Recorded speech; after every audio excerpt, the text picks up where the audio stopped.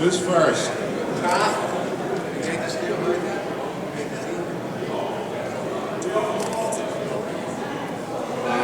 Frage für uns? Jemand? No questions? Okay, yesterday you shared some nice stories from the production and we were interrupted, so maybe you have some more stories you want to share with the audience. Alright, now they start getting bad, you know, now we'll be telling bad stories. I don't know if that's a good idea. Okay, so I'll tell you one story that happened. Does anyone remember when our friend Charlie Hallahan's head, when his chest opened up and the doctor stuck his arms in and the chest bit the doctor's arms off, and then his head, after they burned the body, his head comes off, falls on the floor, sprouts legs out the ears, and goes walking away. Okay, you remember this? So, You remember this? So our friend David Clennon, who played Palmer, who was the hippie, has this line at this point where he looks at this and he says, "You got to be fucking kidding me," okay? So this is not funny to you, I guess, I don't know. But when we're shooting this scene, we shot many angles of the action on all the characters. We shot a big master, we shot group shots, 2 people here, 3 people there.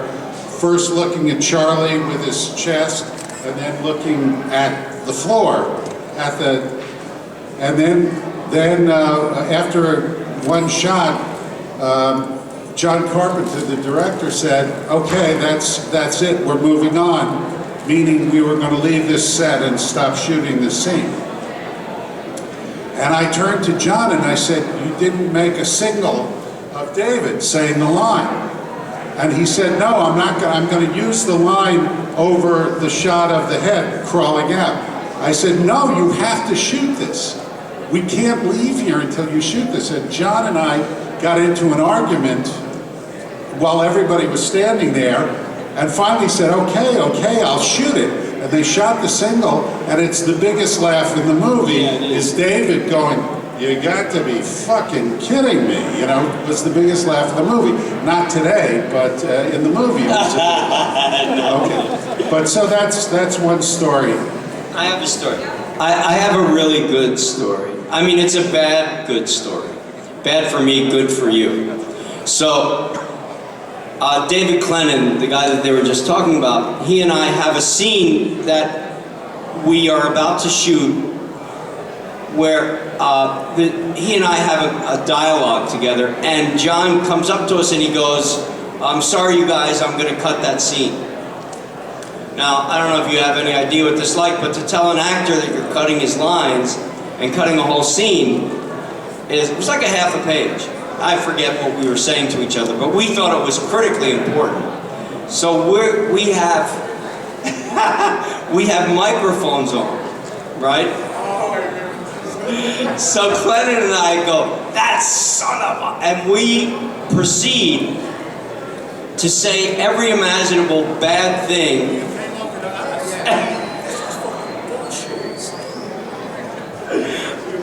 Sitting around together, maybe the whole cast, and they had microphones on, and they come over and they say, "You don't believe this, John just cut our fucking scene."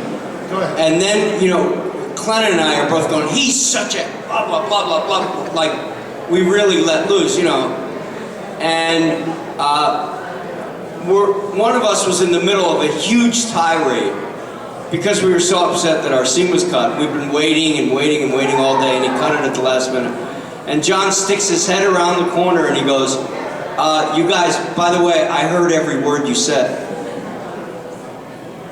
And I never had that feeling again or since, before that or since, of feeling like such a loser, such a complete loser. And I went to Joel, because Joel and I are pretty close friends, and I'm like, "Joel, what am I going to do?" You know, I mean, I got caught, and I ended up writing him a note. And what I said in the note was, I really appreciate your anger.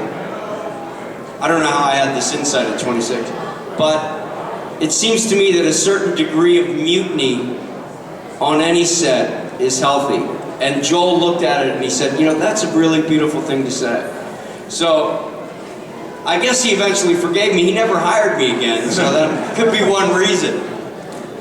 It was my first job in Los Angeles, and they were filming a scene that Richard just described, where Charlie has a heart attack, and they're defibrillating him with the paddles. Stand back. And then his chest opens up like a mouth, and the doctor, what was his name? Dick Dysart. It was Dick Dysart, but his arms go into Charlie's body. The Charlie's body turns into a mouth and bites off his arms. Dick comes up like this. There's blood spurting out of his, you know, the stubs of his arms. So I didn't know how they were going to do this, but I'm watching. So in walks a man that is the spitting image of Richard Dysart, who's playing the doctor. He looked exactly like the guy. And they do the scene, and when it gets to the paddles where the arms go in, his arms go in, the mouth closes on the arms, and the guy pulls his arms up. He was a double amputee, this guy. And blood starts spurting out of the stumps of his arms. But the guy looked exactly like Richard Dysart. Okay, Joel had not done very many movies at this point. I want to explain this to you. So I hadn't done any movies at this point, right? So this guy was in makeup for 4 hours. And those of us who were aware of where we were would see this guy sitting in makeup getting Dick Dysart's face put on him because it was a prosthetic face. He didn't happen to look like Dysart. He had a prosthetic face on. He was made up as Dick Dysart. I bought it. Okay. And not only that, but he's sitting there with no arms because at one point he had to take off his prosthetics, his false arms, and put them aside. You know, and that's a very uncomfortable situation for someone who doesn't have any arms. And we're all going over and saying, can I get you something? You know, Joel's in his dressing room, I guess, but we all watched this happen. And he was wired up with tubes coming out of the stumps and everything. So, and we kept going over. I went over and brought him a drink with a straw, which I held for him while he drank through the makeup. I mean, for 4 hours, and this man thought it was a guy who looked like Dick Dysart who happened to have no arms. It was amazing. But wait, I gotta tell you, when I saw this stunt happen, I just thought to myself, in Hollywood, you can get anything you want. Anything. And we were very worried because this man had lost his arms in a horrible industrial accident. So what happens in the movie is what actually happened to him. His arms were cut off by a machine. So we kept saying, are you okay with this? And he was saying, yeah, I'm great, you know, because for him it was a great thing to do, and it was fun to be in the movie, and we were like going, are you sure you're okay? You know, he's going, what are you talking about? You know, because he lives with this. I don't live with it, so I'm thinking he's So all. here it is. You have 3 people with 3 different storylines of the same event. It's not Rashomon. I'm telling you the truth. I don't know what they're talking about. Yes, the blonde lady in the vacuum. So, how long were you all these guys together working in Alaska? And how did you all, how long were you all sort of confined in that space? How did you get along? And what was it like in that sort of cold temperature?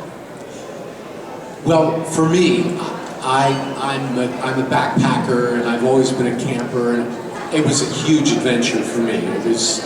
There were helicopters. I mean, it was a an adolescent wet dream. There were there were flamethrowers and monsters and, you know, thiacals and helicopters, and it was just so much fun. We were together for 3 weeks. The last night of filming, they set up 7 cameras to catch the blowing up of our set. They had built the set in June, in the summertime, and then they just waited for the snow. So when we arrived, it was totally covered with snow the way that you see it. And we were being shuttled back and forth to the set every day along a mining road that was 26 miles from where we were staying. And I had a blast. T.K. Carter, who played Knowles, was from LA, and he couldn't stand the cold. He hated the cold. But it was just exciting, and it was really fun. It was hard in some sense, because we had been together for about 5 months as a cast. We rehearsed for 2 weeks, we saw each other every day on the set practically, and then we go out to Alaska, and the big point of demarcation was those of us that stayed up and partied, and those that went to bed at a reasonable hour. Because when we would come home, we would make a lot of noise and wake everybody up. And there were complaints filed with the first AD, you know, why can't these guys grow up? And for obvious reasons, because they wanted to wake up and be ready for work, and we wanted to go out and party all night, you know. We're 30 years ago. It was also the very beginning of telephone pornography, where you could call up and there was a series of first-time telephone pornography consumers up in Stewart, British Columbia, who were trying out the system for the first time. 888-555. So that was part of it too. This was an entirely male cast and crew, except for the editor and the costume assistant and one of the producers, Deborah Hill. Everybody else was a male. So every time a woman would walk, this is horrible, I'm telling you this, but every time a woman would walk onto the soundstage at Universal Studios, somebody, the first person who saw the woman would go, "Salmon in the trap!" I don't know where this came from, but this was the signal for all of us that there was a woman there. And why this mattered to us, I mean, we were living in Los Angeles. It's not like we were out in the middle of nowhere. But this was so exciting whenever a woman would walk onto the stage, and then we would change our behavior for the small period of time that she was there, and then we'd go back to being idiots the way we were the rest of the time. Anybody have a question? No questions?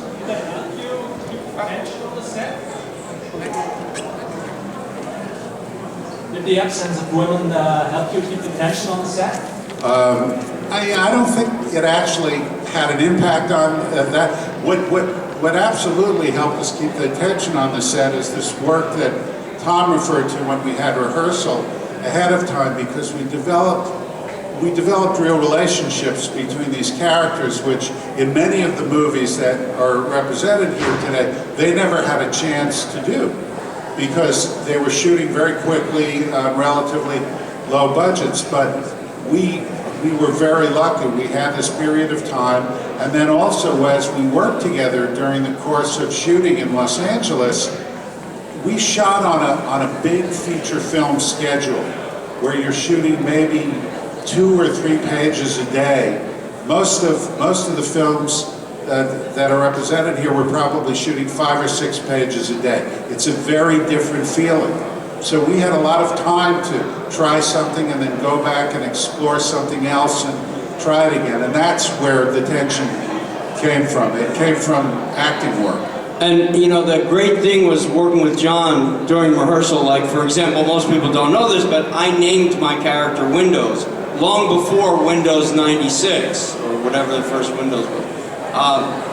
Because I wanted to wear glasses as the character. And in rehearsal one day, because my character's name was Simmons, and it was like, "Simmons, get over it." And I said, you know, it just sounds so boring. let me wear glasses and let's have everybody call me Windows. You didn't say let me wear glasses. You were wearing, I was wearing sunglasses. I was wearing which you never took off. Which I never took off. And you said, I want everybody to call me Windows. In the North Pole! As the character, he said, I want everybody to call me Windows. That's and he right. kept insisting on it. That's right. It's true. It wasn't some academic conversation. That's right. You were being the character. That's right. It was fun. It was great that he listened to his actors. That's my point. Also, The rest of the actors didn't really listen to him, though. We were very annoyed about this whole Windows. but also John cast a lot of theater actors in the movie. There were three guys from Yale Drama School. There were people from Juilliard, ACT. So most of the cast had experience in ensemble productions or as theater actors. And the only one who really didn't was Kurt Russell and T.K. Carter. And Kurt, because he heard us talking about plays and theaters all the time, when we finished filming, he went back to Los Angeles and he got cast as the lead, The Hasty Heart. And he did it at a big theater in Los Angeles. And when he was finished with doing the play, he went to the director, who was very wary about casting him because he had no experience in the theater. And Kurt said to the guy, "You were right. This is a whole different ballgame than movie acting." But Kurt has never done a play since. Anybody else? Oh, another question from the blonde. What a surprise. To all three of you, what's your favorite horror film?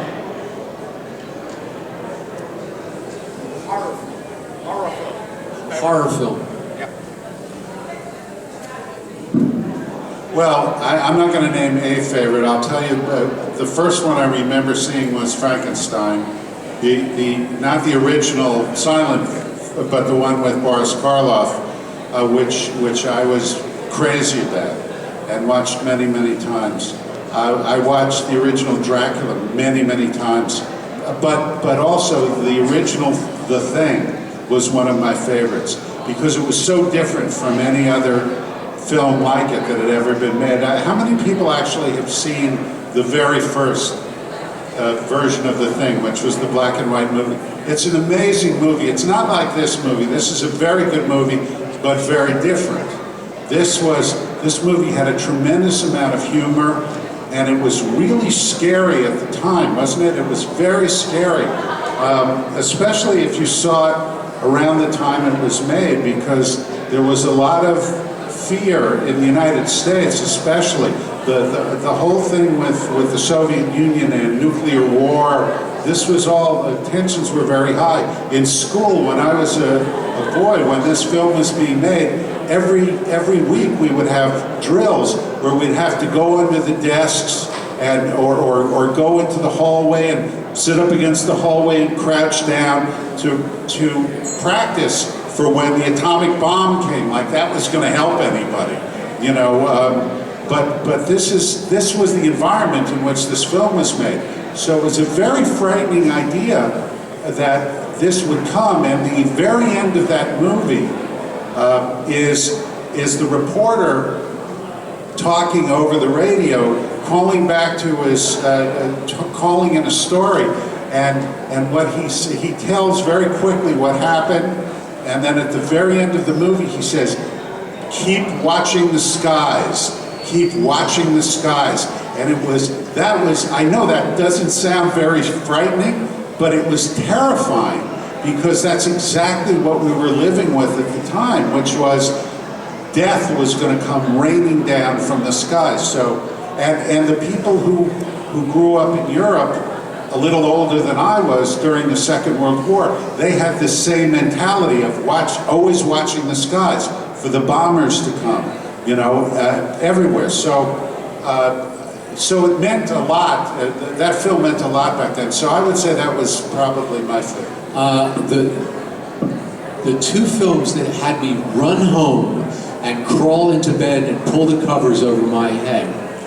When I was 17, the night of my senior prom, after we dropped our girlfriends off, my oldest friend and I went to a drive-in movie, and we saw The Night of the Living Dead. And when he opened that door to that car, I flew out of that car, man. I went running up the stairs of my house. I jumped into bed. I pulled the covers over, and I was 18, 17 years old. It scared the hell out of me. That, and when I saw Jaws for the first time, I didn't swim for 4 months, even in a pool.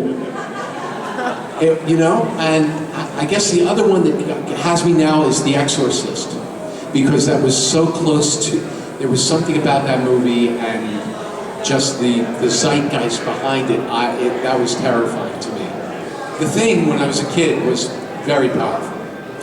Yeah, I would say The Exorcist was the one that scared me the most, because it felt like something that could actually happen to you.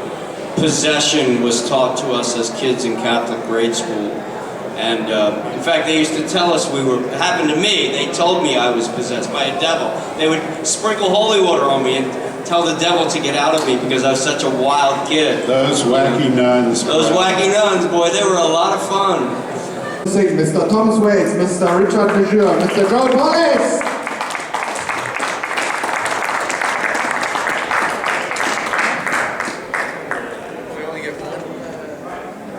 I think there must be.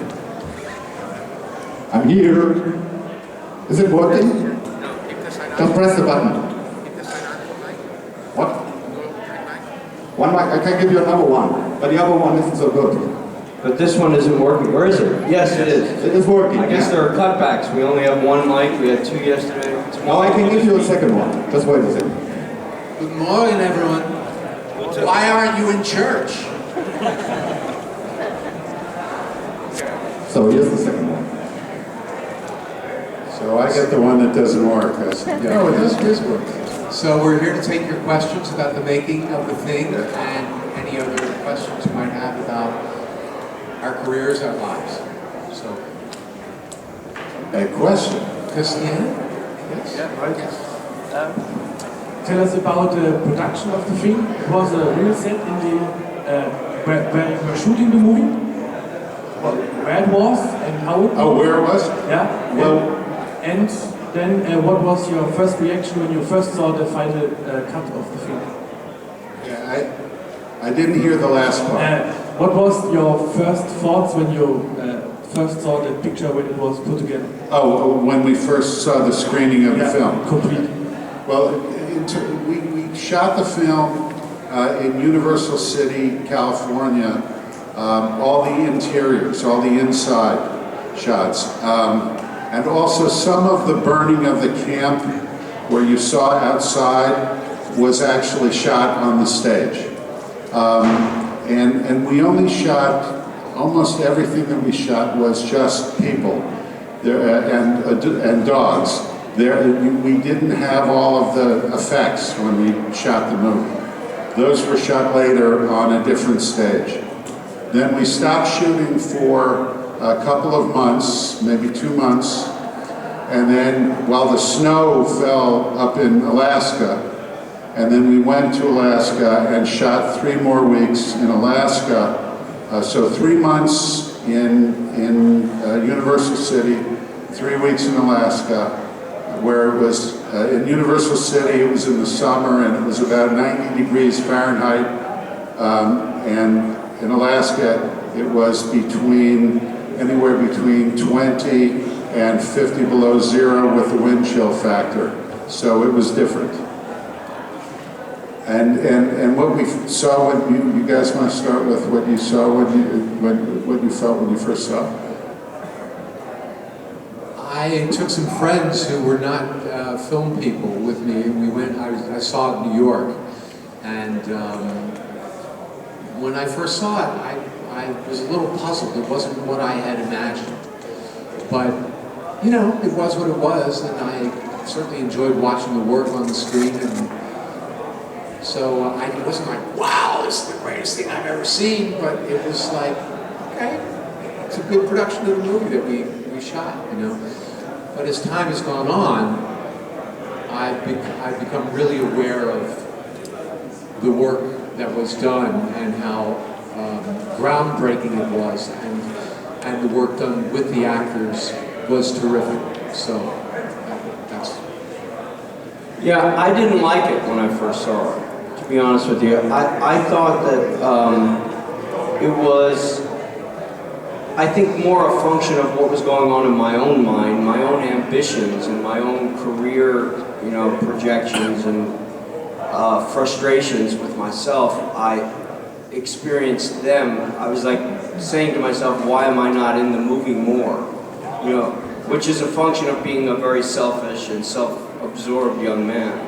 But then when I saw it many years later, I just was hanging out at my apartment and it came on the American Movie Classics channel, and I just sat and watched it objectively.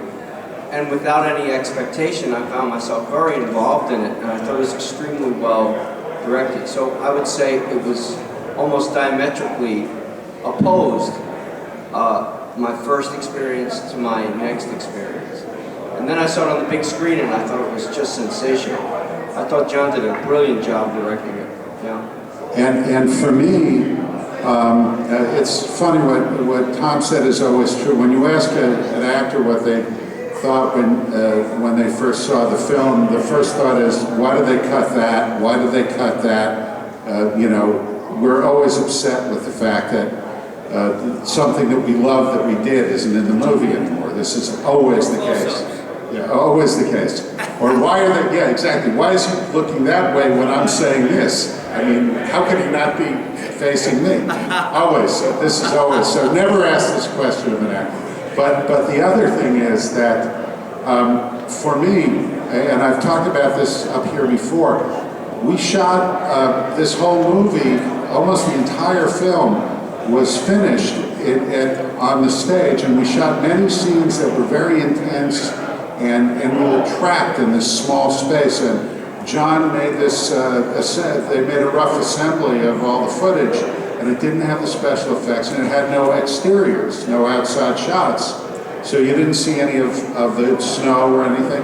And John, in my opinion, kind of panicked and said it's a boring movie about a bunch of guys sitting around talking. But I thought it was incredibly tense and right, really correct. So he wrote some new scenes, and he moved some of the scenes that we shot inside to the exteriors, which made no sense to me. So when I went to see the picture, I was looking at all those things and thinking, this is not as strong a movie as it could have been. But here's what I will say about John Carpenter. John Carpenter understands how people feel when they see a movie. I do not understand this as well as John, obviously, as well as John Carpenter does. So the decision he made to make those changes, I think, ends up being correct. Because the film that's there has continued to have an extraordinary fan base for over 30 years. People come up to me all the time and say The Thing is my favorite of these kinds of movies, or maybe even my favorite movie. And people at different generations have said this to me. So the film has been seen by young people who were never around, who weren't born when we made it, who love this movie. Now that's very hard in this day and age because everything has changed, and there's so much visual interest in all movies now. And we did this with what is now ancient technology. There is not one CGI shot in the film. It's all real. It's all rubber and hydraulics and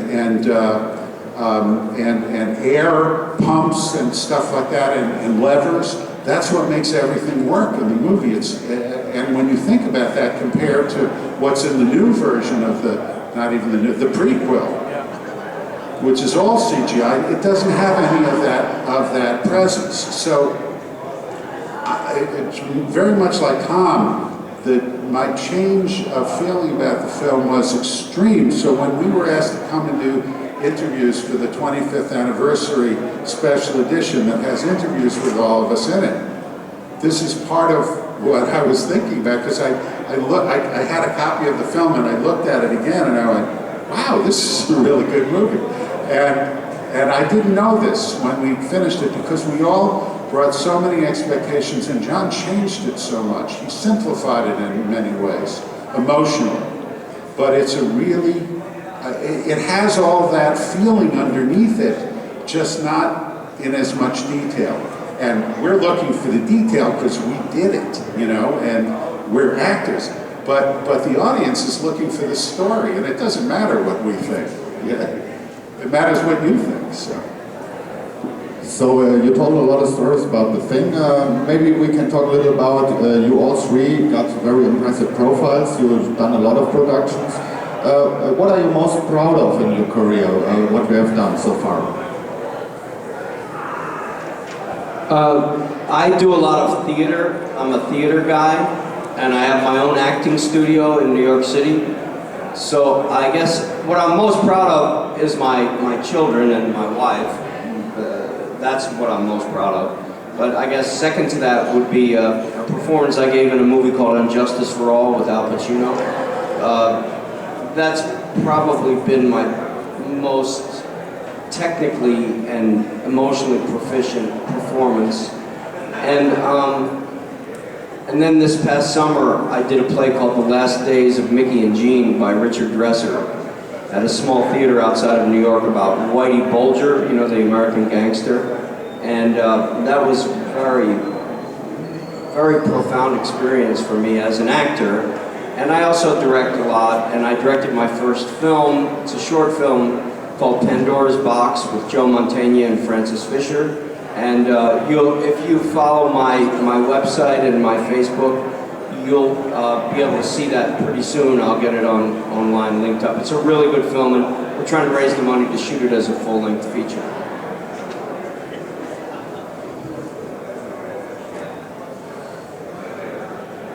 Of the film work that I've done, I guess The Thing is really the biggest job I've done. And I'm most proud of that, the work that the ensemble did. I was telling Richard the other day, if I could go back and change one or two scenes, there are a couple things I would have done. I was young, my first movie. There's some television work that I've done that I've been proud of.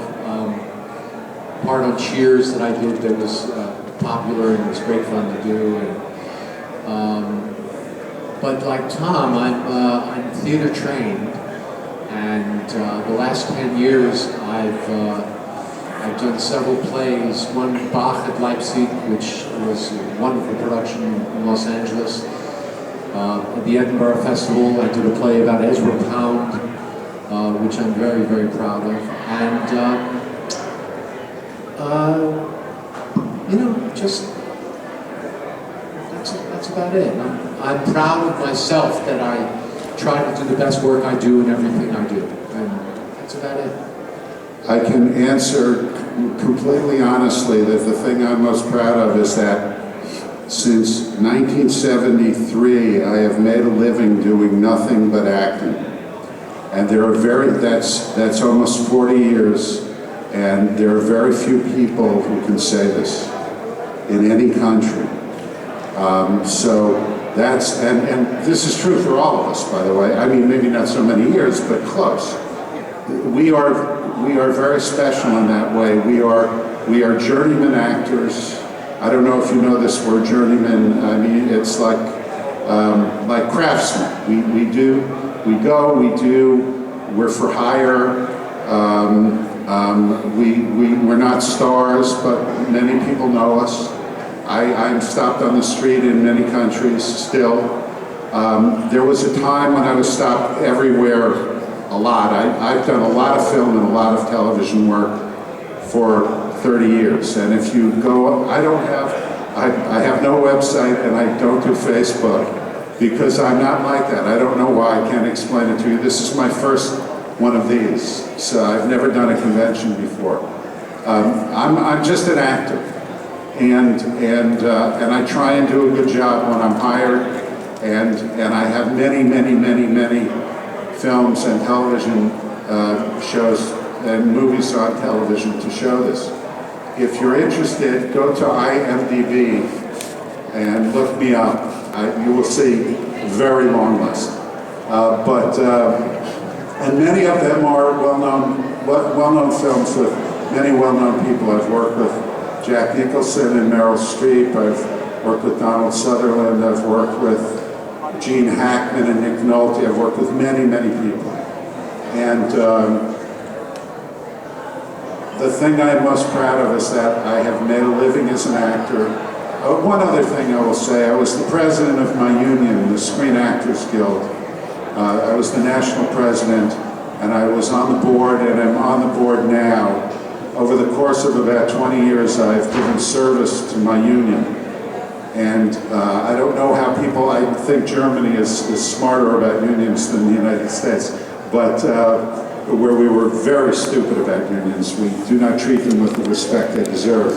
And in that environment, I'm very proud to have participated in the well-being of my fellows and to have given service, because none of us are paid to be officers in a union. I was the president of a union of at the time, 110,000 people, and I got no money for this, and I worked every day for 4 years on this. So that I'm very proud of too. Richard was the best president of the Screen Actors Guild for the last 20 years. That is correct, longer.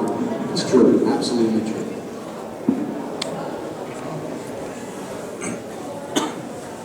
Besides the effects in the film, it's very character-driven movie.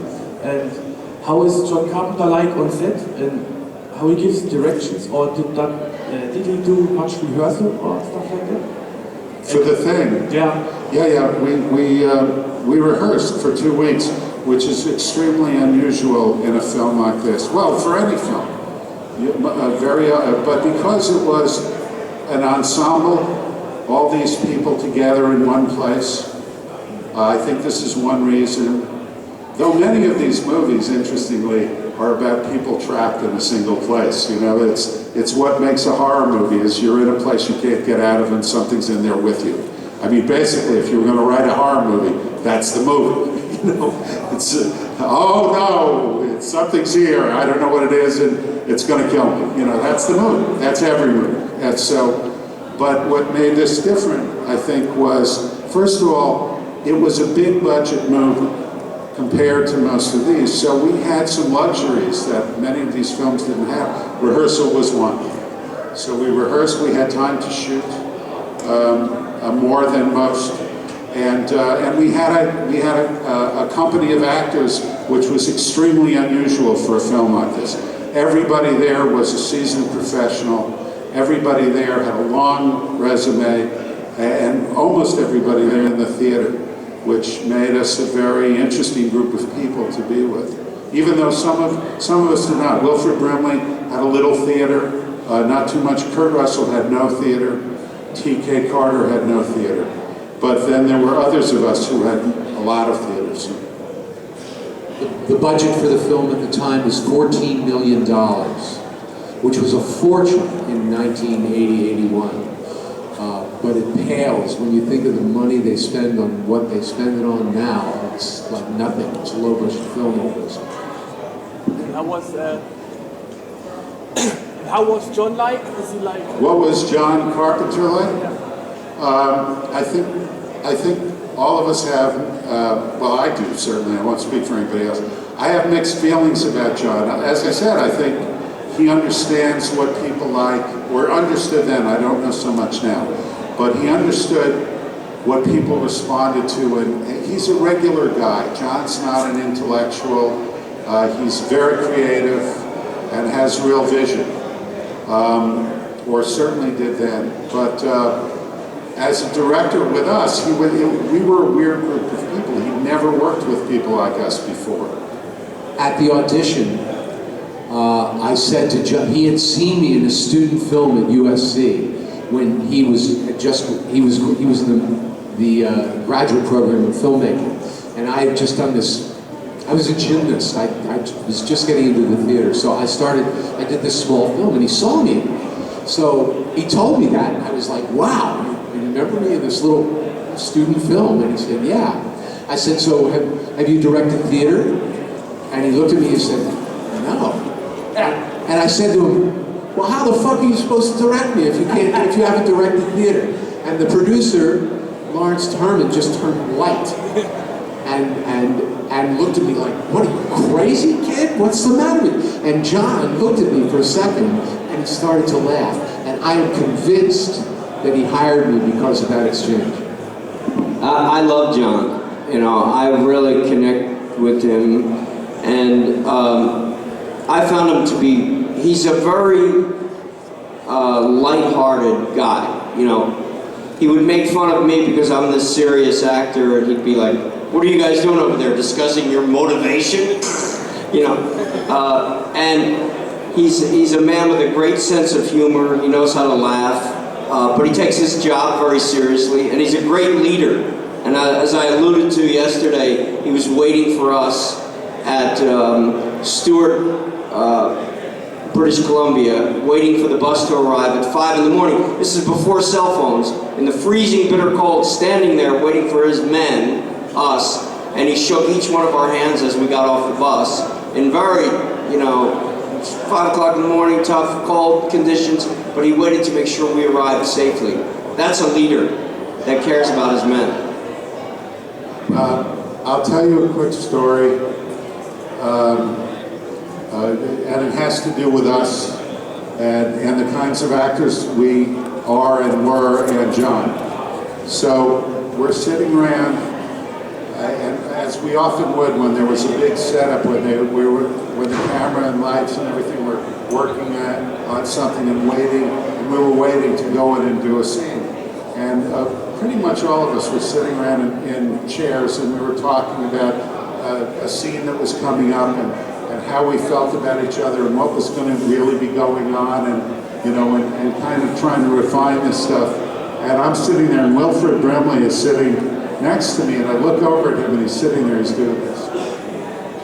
And I said, "What's the matter?" And he said, "You guys still think this movie is about us. This movie isn't about us. It's about the rubber guy. Don't you get that? This is about the rubber guy.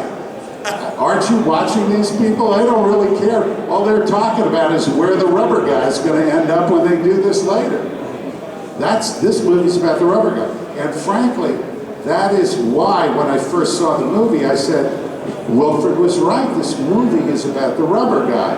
But in fact, the movie's not about the rubber guy. It's about us. I just didn't see it because of my expectations when I went to see it the first time. And this is what John knew and we didn't know. He had a real vision, as I said. So our time's nearly up.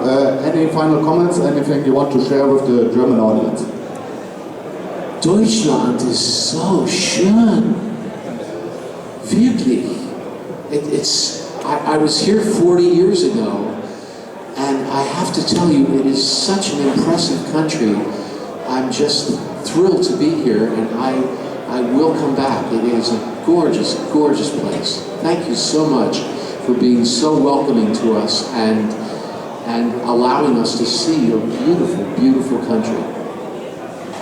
You have some of the most gorgeous women I've ever seen in the world. I mean, I just can't get over one after the other. I think I've seen the most beautiful woman, and then another beautiful woman walks in the door. This is probably why you guys are all so healthy. Okay, I'm going to go a different way with this. As I said when we started, I've never done one of these conventions before. I was very anxious about it. I didn't know what it would feel like. I didn't know what you all would be like.